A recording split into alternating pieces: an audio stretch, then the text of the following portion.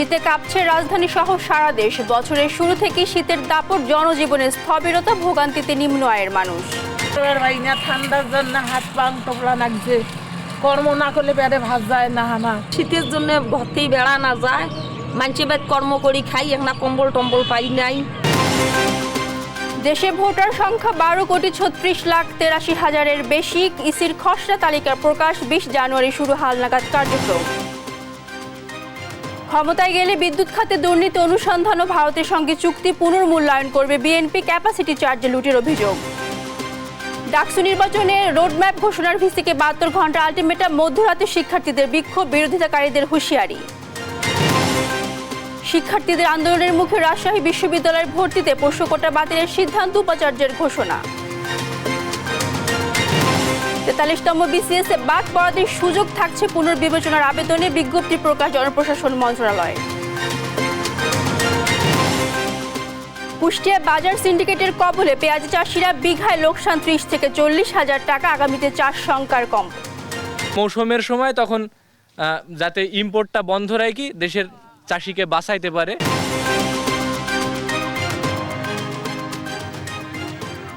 দর্শক দেখছিলেন শিরোনাম সংবাদ সকালে, সঙ্গে আছে মারজানা শুক্তি।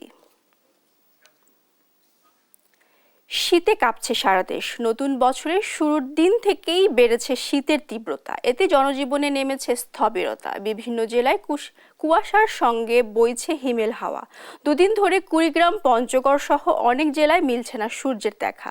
কনকনে ঠান্ডায় কষ্টে পড়েছে হতদরিদ্র, ছিন্নমূল ও স্বল্প আয়ের মানুষ। পুরো জানুয়ারি জুড়ে কয়েকটি শৈত্যপ্রবাহ বয়ে যাওয়ার কথা জানিয়েছে আবহাওয়া অফিস। সহকর্মীদের পাঠানো তথ্যচিত্রে টুম্পা ফ্রোজের ডেস্ক রিপোর্ট। শীতে স্থবির হয়ে পড়েছে কুড়িগ্রাম। গত 24 ঘন্টায় তাপমাত্রা সামান্য বৃদ্ধি পেলেও কমেনি শীতের তীব্রতা। কুয়াশার সাথে বইছে হিমেল বাতাস। গত দুদিন ধরে দেখা মিলছে না সূর্যেরও। বৃহস্পতিবার সকাল 9টায় জেলায় সর্বনিম্ন তাপমাত্রা রেকর্ড করা হয়েছে 11.3 ডিগ্রি সেলসিয়াস। কনকনে ঠান্ডায় শীত কষ্টে পড়েছেন হতদরিদ্র, ছিন্নমূল ও স্বল্প আয়ের শ্রমজীবী মানুষ। জরুরি প্রয়োজন ছাড়া ঘর থেকে বাইরে বের হচ্ছে না কেউ। খুব ঠান্ডা, যাত্রাপথে গাড়ি ধরিয়েছিলাম তো আর ঠান্ডাতে থাকা যায় না। এখন গাড়ি চলা তো কষ্ট, সেই কষ্ট না চলে কি করি। আমরা ভাত দেওয়া খাবে, তো মাংস তো ভাত দেওয়া খাবে। ঠান্ডার জন্য হাত পাং তোপলা লাগছে, কর্ম না করলে পেটে ভাত যায় না। আমার এই যে এই শীতের মধ্যে বেড়াচ্ছি আমরা কর্ম করি খাবার জন্য। এত যে ইলি পাইছে, কত কি কম্বল আছে, আমরা পাইনি, কিছু পাইনি আমরা। শীতের জন্য ঘরতেই বেড়া না যায়, মানুষের বাদ কর্ম করি খাই, এখন কম্বল টম্বল পাই নাই।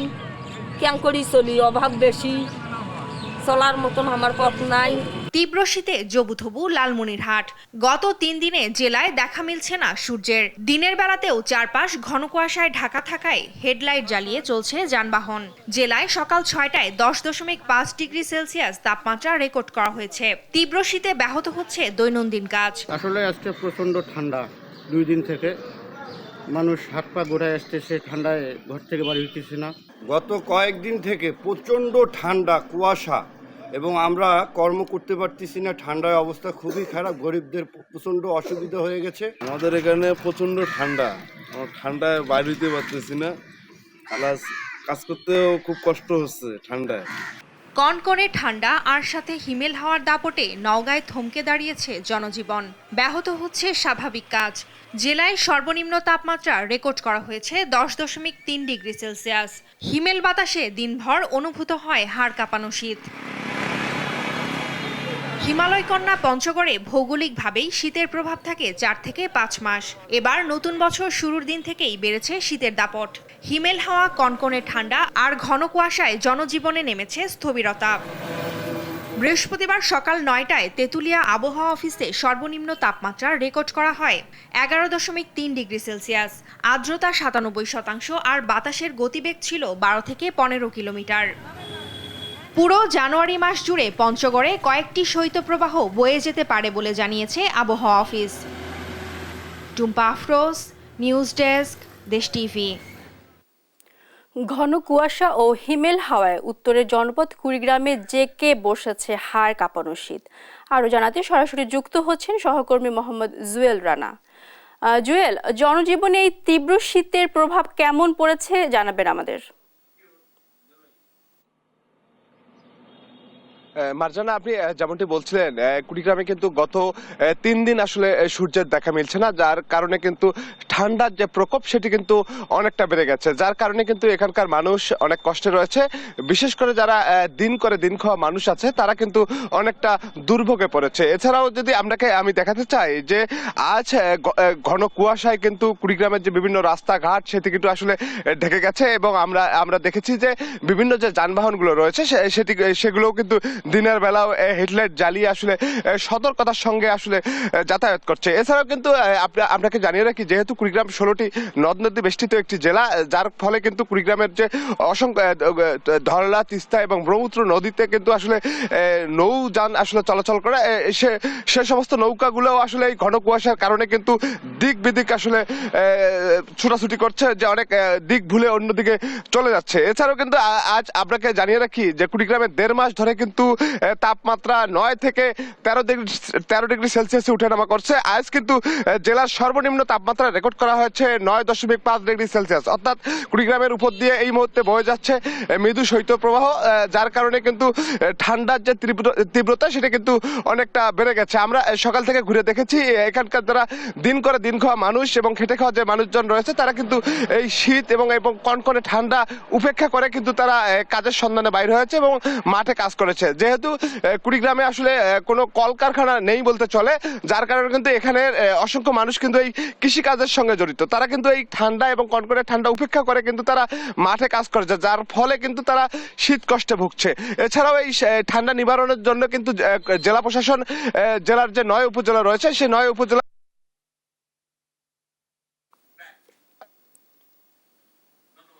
ধন্যবাদ জুয়েল আপনাকে। বর্তমানে দেশে ভোটার সংখ্যা 12,36,83,512 জন, বেড়েছে 18,33,352। এ তালিকা নিয়ে 20 জানুয়ারি থেকে বাড়ি বাড়ি ভোটার হালনাগাদ কার্যক্রম শুরু হবে। যাচাই বাছাই ও দাবি আপত্তি নিষ্পত্তি করে 2রা মার্চ চূড়ান্ত তালিকা প্রকাশ করবে কমিশন। দুপুরে সংবাদ সম্মেলনে এসব তথ্য তুলে ধরেন নির্বাচন কমিশনার আবুল ফজল মোহাম্মদ সানাউল্লাহ। এ সময় ভোটাধিকার নিশ্চিত করাই কমিশনের প্রধান চ্যালেঞ্জ বলে জানান তিনি। শিউলি রায়ের রিপোর্ট। জাতীয় নির্বাচন সুষ্ঠু করার লক্ষ্যে স্বচ্ছ ভোটার তালিকা তৈরিতে কাজ করছে নির্বাচন কমিশন। এরই অংশ হিসেবে খসড়া ভোটার তালিকা প্রকাশ করেছে প্রতিষ্ঠানটি। বৃহস্পতিবার সকালে ইসি সচিবালয়ে সংবাদ সম্মেলনে বিস্তারিত তুলে ধরেন নির্বাচন কমিশনার আবুল ফজল মোহাম্মদ সানাউল্লাহ। জানান 1.5% বেড়ে বর্তমানে মোট ভোটার 12,36,83,512 জন। আজকের খসড়া ভোটার তালিকায় আমাদের ভোটার সংখ্যা 12,36,83,512। গত বছর এই ভোটার সংখ্যা ছিল 12,18,50,160। অর্থাৎ এই বছরে আমাদের ভোটার সংখ্যা বৃদ্ধির পরিমাণ 18,33,352। আগামী 2 মার্চ চূড়ান্ত ভোটার তালিকা প্রকাশ করবে নির্বাচন কমিশন। এই নিয়ে বিতর্ক নিরসনে 20 জানুয়ারি শুরু হবে তথ্য যাচাই বাছাই ও হালনাগাদ কার্যক্রম। ভোটার তালিকা যাচাইকরণ এবং বাদ পড়ে যাওয়া ভোটারদের তথ্য সংগ্রহের জন্য বাড়ি বাড়ি যাব, সেই কার্যক্রম শুরু হবে আগামী 20 জানুয়ারি। প্রয়োজনে নির্বাচনের আগে ভোটার তালিকা নিয়ে অধ্যাদেশ জারি করা হবে বলে জানিয়ে তিনি বলেন, সুষ্ঠু নির্বাচনই কমিশনের প্রধান চ্যালেঞ্জ। প্রবাসী বাংলাদেশিদের ভোটার তালিকায় সন্নিবেশিত করার ব্যাপারে আর দুই একটি কথা আমি বলতে চাই। যেমনটা বলেছি যে 7টি দেশে আমাদের এই সেবা ইতিমধ্যে চালু হয়েছে।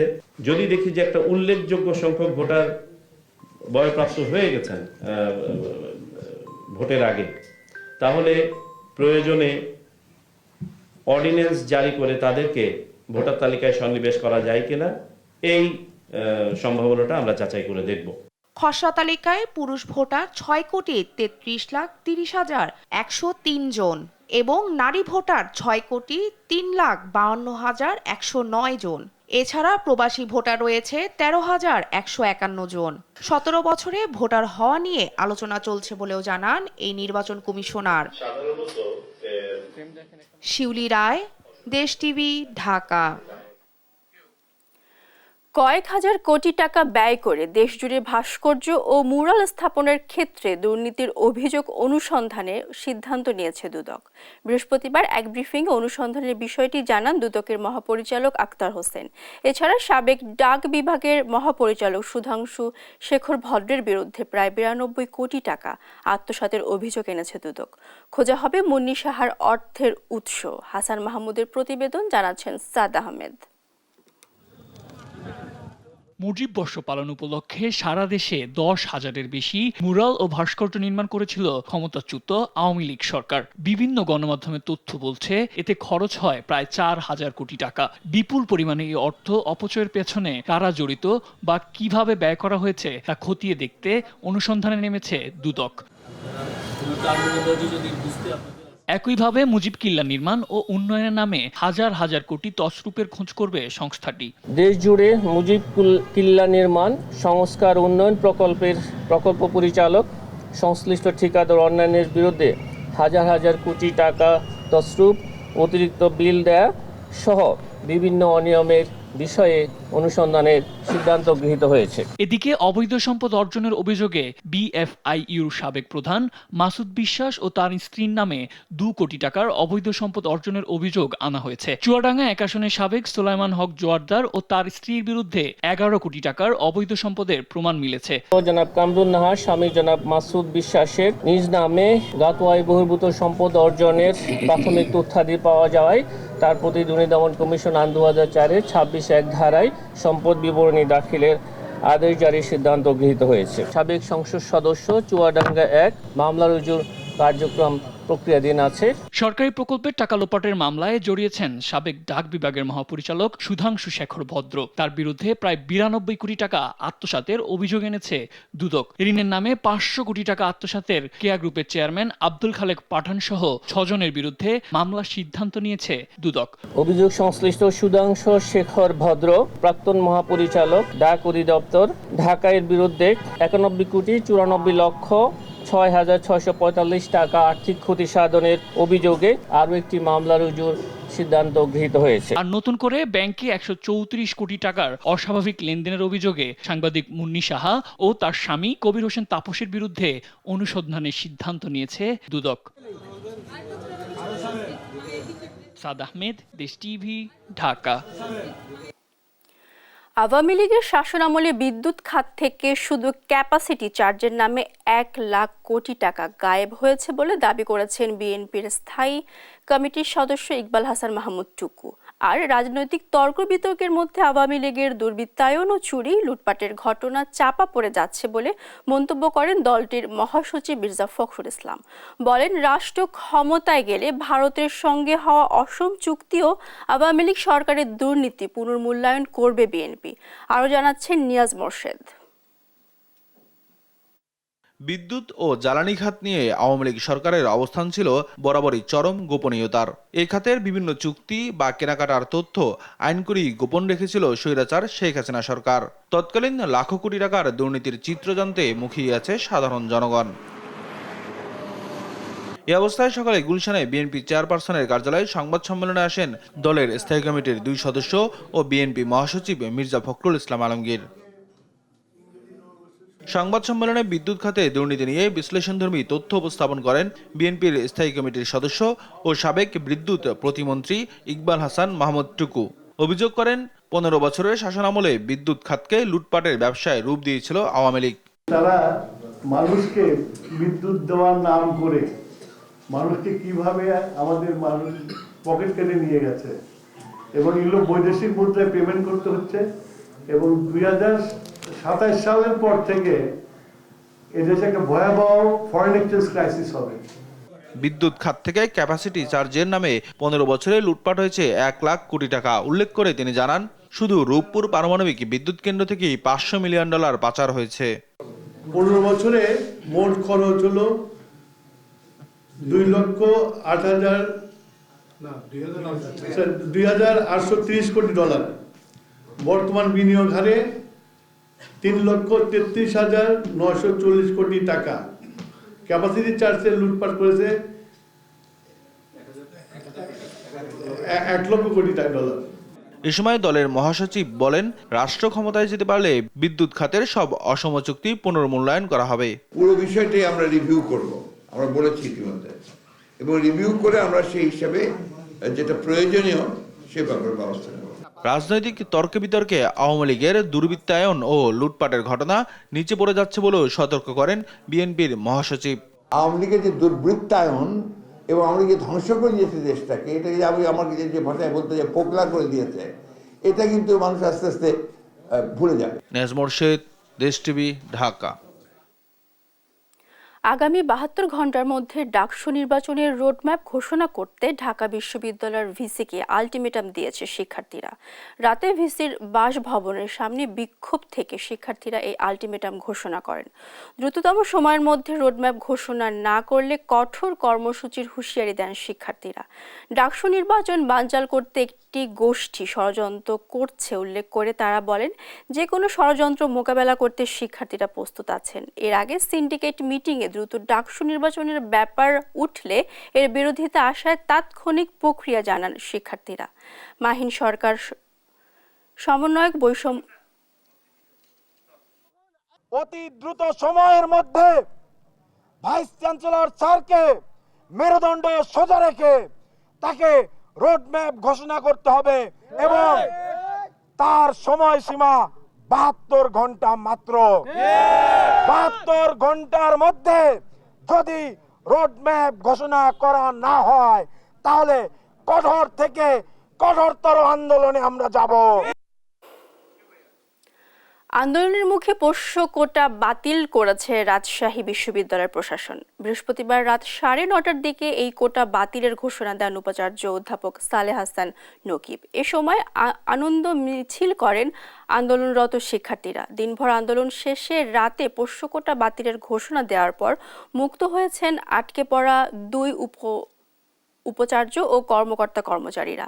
এর আগে সকাল 10টা থেকে পোষ্য কোটা বাতিল সহ 3 দফা দাবিতে বিশ্ববিদ্যালয়ের সৈয়দ নজরুল ইসলাম প্রশাসনিক ভবনে তালা ঝুলিয়ে দেয় শিক্ষার্থীরা। এ সময় বিশ্ববিদ্যালয়ের উপাচার্য সহ প্রশাসনের কর্মকর্তা অবরুদ্ধ হয়ে পড়েন। কোটা বাতিলের ঘোষণার পর আনন্দ মিছিল করেন শিক্ষার্থীরা। প্রক্রিয়ার ভেতর দিয়ে রাজশাহী বিশ্ববিদ্যালয়ের পোষ্য কোটার সম্পূর্ণ অবলুপ্তি এবং সেটার জন্য যা কিছু করণীয় সেটা করার ব্যাপারে আমি আমার অঙ্গীকার ব্যক্ত করছি। আমি এখন যে জিনিসটি আমার ছাত্রদের কাছে চাই এবং এটা তাদের দিতে হবে, তাদের ভিতরে যদি শ্রদ্ধাবোধ মানবিকতা থাকে তাহলে যে 100 জন মানুষকে 10 ঘন্টার বেশি সময় ধরে আটকে রাখা হয়েছে, 200 নানান বয়সের নারী পুরুষ, তাদের প্রত্যেককে সসম্মানে বের হয়ে যাওয়ার সুযোগ দিতে হবে। এটা নেগোশিয়েবল না। ছাত্রদের আরো দাবি দেওয়া আছে, এই প্রত্যেকটি দাবি দেওয়া আমরা অ্যাড্রেস করব, কিন্তু এই মুহূর্তে আমার অঙ্গীকার হচ্ছে রাজশাহী বিশ্ববিদ্যালয়ে পোষ্য কোটা বলে আর কোনো কোটা থাকছে না। 43তম বিসিএস পরীক্ষায় সাময়িকভাবে বাদ পড়া 227 জন প্রার্থীর যে কোনো ব্যক্তি পুনর্বিবেচনার আবেদন করলে তা গ্রহণ করা হবে বলে জানিয়েছে জনপ্রশাসন মন্ত্রণালয়। বৃহস্পতিবার এ সংক্রান্ত বিজ্ঞপ্তি প্রকাশ করে জনপ্রশাসন মন্ত্রণালয়। বিজ্ঞপ্তিতে জানান, বাদ পড়া 267 জন প্রার্থীর মধ্যে 40 জন স্বাস্থ্য পরীক্ষায় অনুপস্থিত থাকার কারণে এবং বাকি 227 জনকে রাষ্ট্রীয় গোয়েন্দা সংস্থা NSI ও DGF-এর আয়ের প্রতিবেদনের ভিত্তিতে সাময়িকভাবে অনুপযুক্ত বিবেচনা করা হয়েছে। ঢাকা মাওয়া এক্সপ্রেসওয়েতে সড়ক দুর্ঘটনায় নিহত হয়েছে 2 জন, আহত হয়েছে অন্তত 10 জন। বৃহস্পতিবার রাত 11:30টার দিকে ঢাকা মাওয়া এক্সপ্রেসওয়ের সিরাজদি খানের নিমতলা এলাকায় মাওয়া অভিমুখী সড়কে এ দুর্ঘটনা ঘটে। এ সময় দাঁড়িয়ে থাকা কারভার্ট ভ্যানের পেছনে ধাক্কা দেয় যাত্রীবাহী বাস। এতে নিহত হয় বাসের হেলপার মোহাম্মদ জীবন ও বাসের যাত্রী মোহাম্মদ রায়হান। এ ঘটনায় আহত হয়েছে আরও 10 জন। ঘন কুয়াশার কারণে এ দুর্ঘটনা হয়েছে বলে জানান পুলিশ।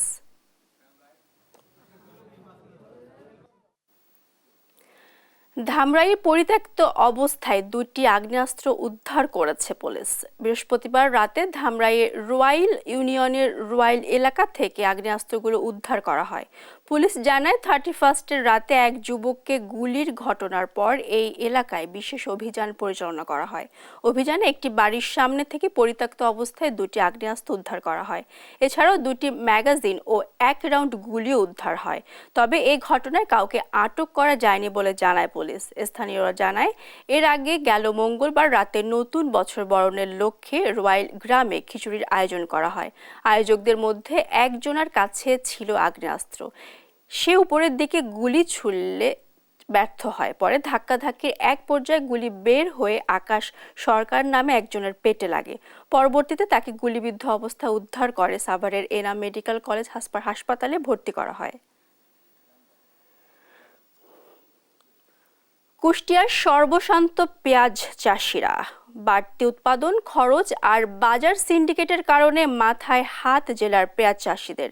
বিঘা প্রতি লোকসান গুনতে হচ্ছে 30 থেকে 40 হাজার টাকা। এতে পেঁয়াজ চাষে আগ্রহ হারাচ্ছে কৃষক।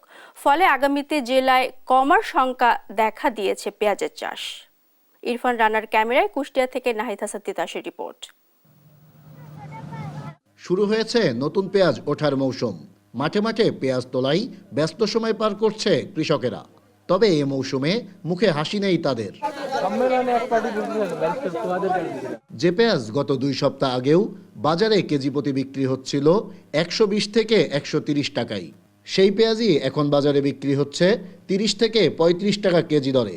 ফলে এবছর পেঁয়াজ চাষ করে কুষ্টিয়ার কৃষকদের বিঘা প্রতি লোকসান গুনতে হচ্ছে 30 থেকে 40 হাজার টাকা। পেঁয়াজের যে বাজারে এই পরিমাণ টাকা যদি বেচা যায়, আপনার দেশে 3 ভাগের 2.5 ভাগই লস হয়ে যাবে চাষের। 30 টাকা কেজি, এই 30 টাকা কেজি পেঁয়াজ বেচলে আমাদের ধরেন কিছুই থাকবে না, জমির খাজনা 30,000 টাকা বিঘি। পেঁয়াজ চাষিরা বলছেন, বাজারে ব্যবসায়ীদের সিন্ডিকেট ও বাড়তি উৎপাদন খরচের কারণেই পড়েছেন তারা এমন লোকসানের মুখে।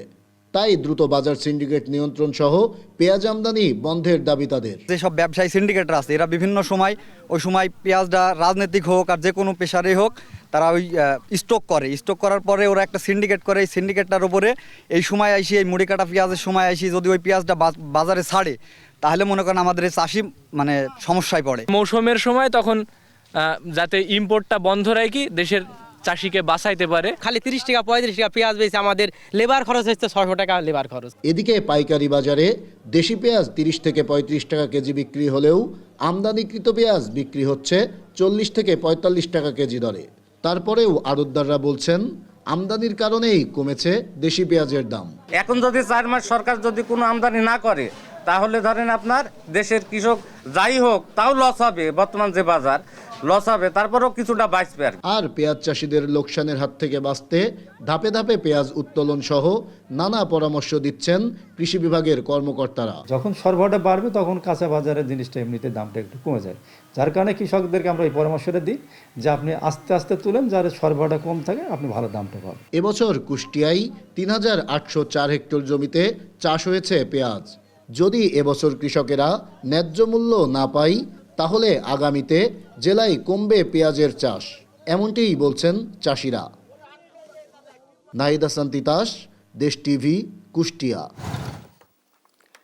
কে হচ্ছেন নোয়াখালী জেলা বিএনপির কাণ্ডারি, কে হবেন আহ্বায়ক, কে হবেন যুগ্ম আহ্বায়ক কিংবা সদস্য সচিব, এমন নানা প্রশ্ন নিয়ে কয়েক মাস ধরে আলোচনায় সরব নোয়াখালী জেলা বিএনপি ও সহযোগী সংগঠনের নেতাকর্মীরা।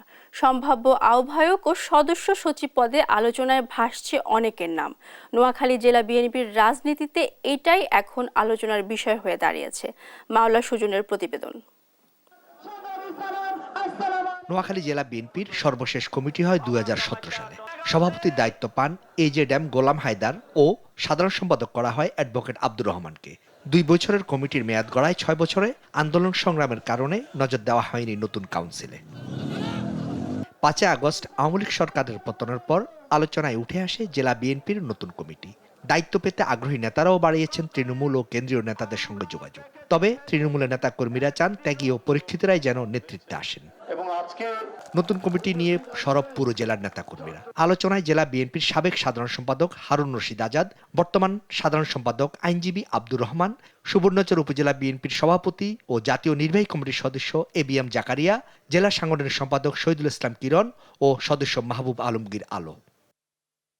তৃণমূলে যাদের গ্রহণযোগ্যতা আছে, পরিচ্ছন্ন রাজনীতিতে বিশ্বাসী, তাদের হাতেই আসবে জেলা বিএনপির হাল, বলছেন আলোচনায় থাকা নেতারা। তাদের কর্মকাণ্ড সম্পর্কে জনগণ ভালো ধারণা রাখে, এ ধরনের পরিচ্ছন্ন নেতৃত্ব আসা উচিত। সাধারণ জনগণের অধিকার আন্দোলনের দাবিকে তারা প্রতিষ্ঠিত করতে পারবে, সেই ধরনের নেতৃত্ব আমরা আমাদের বিএনপি কেন্দ্রীয় নেতৃত্বের কাছে প্রত্যাশা করি। আবার আলোচনায় থাকাদের কেউ কেউ বলছেন, যারা স্বৈরাচারের বিরুদ্ধে রাজপথে সক্রিয় ছিল, মামলা হামলা শিকার হয়েছেন, তাদেরও মূল্যায়ন করবে কেন্দ্র। মামলার শিকার হয়েছে, তারা যাতে কমিটিতে আসে, এটাই জনগণের, এই এলাকার মানুষের নেতাকর্মীদের প্রত্যাশা। একটা সুন্দর তৃণমূল থেকে শুরু করে জেলা পর্যন্ত একটা সাংগঠনিক ভিত্তি স্থাপন করা যাবে। আমি আশা করি যে তিনি সেভাবেই কমিটি গঠন করবেন। দলের দুঃসময়ে যারা পাশে ছিল, তাদের নিয়ে একটি সুন্দর ও শক্তিশালী কমিটি হবে, এমন প্রত্যাশা স্থানীয় নেতাদের। বিগত 16 বছর যারা মাঠে ছিল, যারা সংগ্রাম করেছে, আন্দোলন করেছে, এই ধরনের নেতৃত্বে যদি আগামী দিন আসে, নোয়াখালী জেলা বিএনপি আরো সমৃদ্ধশালী হবে। মামলা হামলার এবং নির্যাতন নিপীড়িত কর্মীদের পাশে ছিল ওই সমস্ত স্বচ্ছ এবং মানসম্মত যেন নেতৃত্ব নোয়াখালী জেলাতে আসে। যারা অতীতেও দলের কথা চিন্তা করেছে, যারা কখনো দলকে ফেলে অন্য জায়গায় যায় নাই, দলের দুঃসময় দলের পাশে ছিল, কোনো কারণ দেখিয়ে আন্দোলন সংগ্রামের সময় পালিয়ে বেড়ায় নাই, তাদেরকে দিয়ে আমরা মনে করি আমাদের যদি নোয়াখালী জেলা বিএনপির কমিটি হয়, তাহলে আমাদের দল সুসংগঠিত থাকবে। একসময় নোয়াখালীকে বলা হতো বিএনপির ঘাঁটি, এই জেলা থেকে উঠে আসে বিএনপির অনেক দক্ষ রাজনীতিক। মাওলা সুজন, দেশ টিভি, নোয়াখালী।